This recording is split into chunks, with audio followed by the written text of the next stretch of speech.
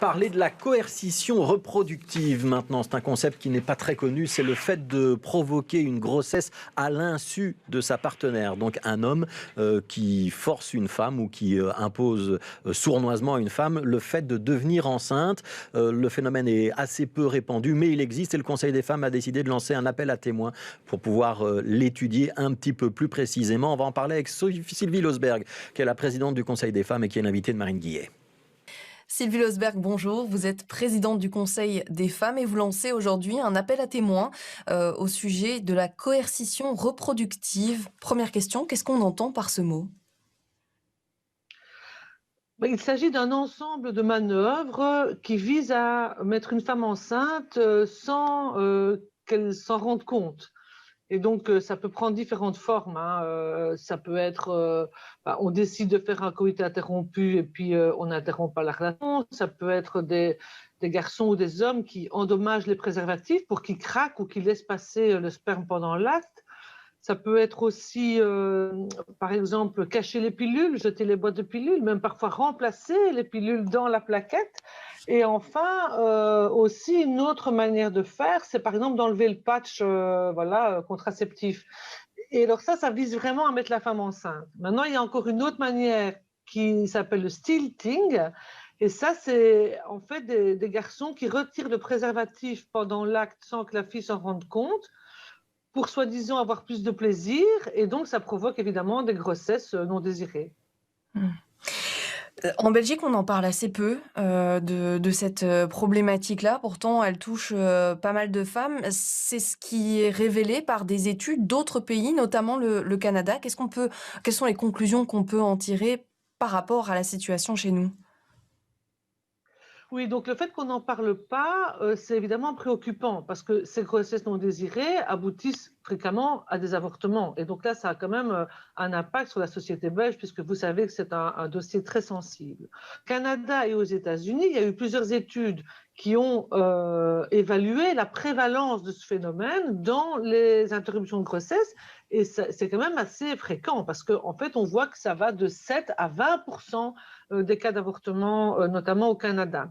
Alors, nous avons des contacts avec la chercheuse canadienne et nous avons décidé de mener une recherche avec des scientifiques et des psychologues pour recueillir au fond le vécu des femmes en Belgique afin de voir si on est dans les mêmes chiffres et puis aussi trouver des mesures évidemment pour aider les filles qui se trouvent dans ces situations. Alors justement, pour aboutir à tout ça, vous lancez un appel à témoins. Comment est-ce que ça se présente? Parce qu'on j'imagine qu'en tant que femme, on vient de subir une agression, parce que je pense que c'est comme ça qu'on peut, qualifier cet acte. Qu'est-ce que vous mettez en place pour accueillir ces témoignages?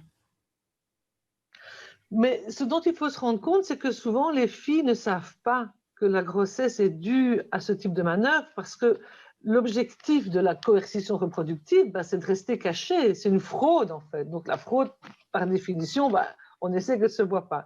Donc c'est d'abord de se poser la question de savoir si quand on a une grossesse non désirée, est-ce que ça peut être dû à ce type de manœuvre?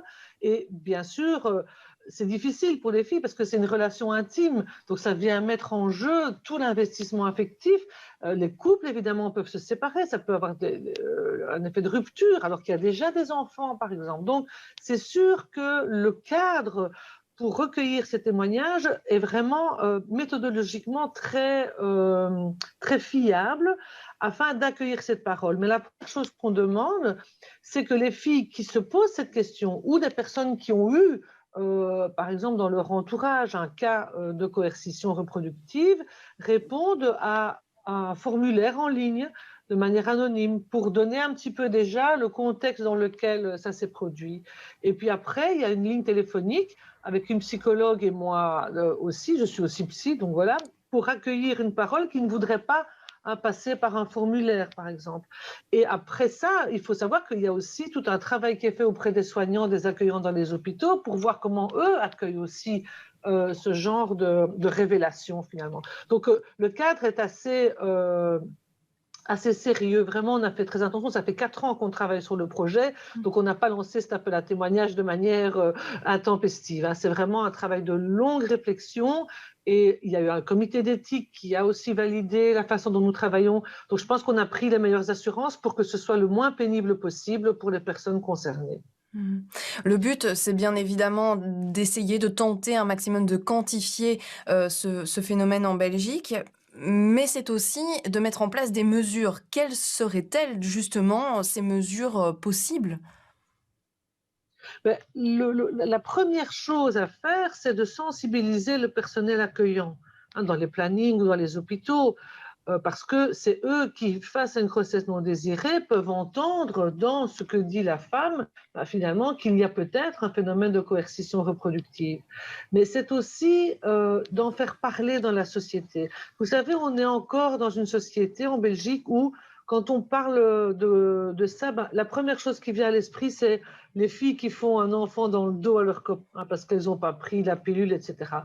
Et donc, ça montre qu'on est toujours dans une lecture qui est univoque de ces questions.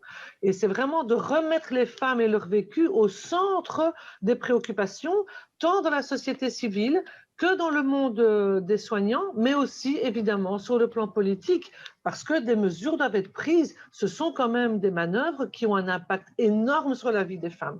Un avortement ou une grossesse désirée, mais qui devient finalement une grossesse qu'on mène à terme, ça a une application sur l'ensemble de la vie des femmes. Et ça, on ne peut pas passer à côté d'un fait comme celui-là en fermant les yeux. Alors, on verra bien ce que donne l'étude. L'autre élément, c'est quand même aussi, on a une idée, comme je vous l'ai dit, des différentes formes de coercition, mais il y en a peut-être qui nous échappent. Et donc, c'est là qu'on demande vraiment aux filles de se poser des questions. Face à une grossesse non désirée, selon vous, à quoi c'est dû? Et c'est dur de le faire, mais je pense que pour soi-même et pour les autres aussi, c'est peut-être quelque chose qui peut amener, je dirais, in fine, une lecture différente de ce qui arrive aux femmes dans notre pays face à de tels phénomènes, qui sont quand même de la violence. C'est une violence, vous l'avez dit, et c'est une violence intime. Donc, il y a beaucoup d'implications, et c'est pour ça qu'il faut faire ça avec beaucoup de précaution, mais qu'en même temps, la première chose à faire, comme disait Simone Veil, il suffit d'écouter les femmes, mais pour ça, il faut leur donner la parole. Merci beaucoup Sylvie pour, ces explications et votre travail également. Bonne journée. BX1 ⁇